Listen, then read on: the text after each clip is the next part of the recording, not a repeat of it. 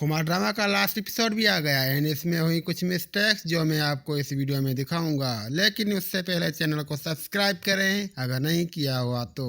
यहाँ पे देखे दूर से लड़की के बाल चेहरे पे नहीं होते एंड कैमरा जूम होता है तो बाल चेहरे पे आ जाते हैं। अब देखे लड़की के बाल बाहर की तरफ होते हैं एंड कैमरा जूम होता है तो बाल अंदर होते हैं। इसमें देखे इसके चेहरे की एक साइड में आंसू होता है एंड एक साइड क्लीन होती है एंड कुछ देर बाद इस साइड पे भी आंसू होता है। इस एंगल से लड़की का राइट हैंड ऊपर होता है एंड एंगल चेंज होते ही लेफ्ट हैंड ऊपर होता है। अब देखिए लड़की का हाथ इस पोजीशन में होता है एंड इस एंगल से हाथ की पोजीशन चेंज होती है। अब देखिए दुपट्टा यहाँ तक होता है एंड जूम होते ही दुपट्टा इधर तक होता है। एंड इसी के साथ हुई इस ड्रामे की भी हैप्पी एंडिंग। सो गाइस आपको ये ड्रामा कैसा लगा कमेंट में बताएं एंड अगली वीडियो किस ड्रामे पे बनाऊं वो भी कमेंट में बताएं एंड हाँ मैं आपसे नेक्स्ट वीडियो में मिलता हूँ।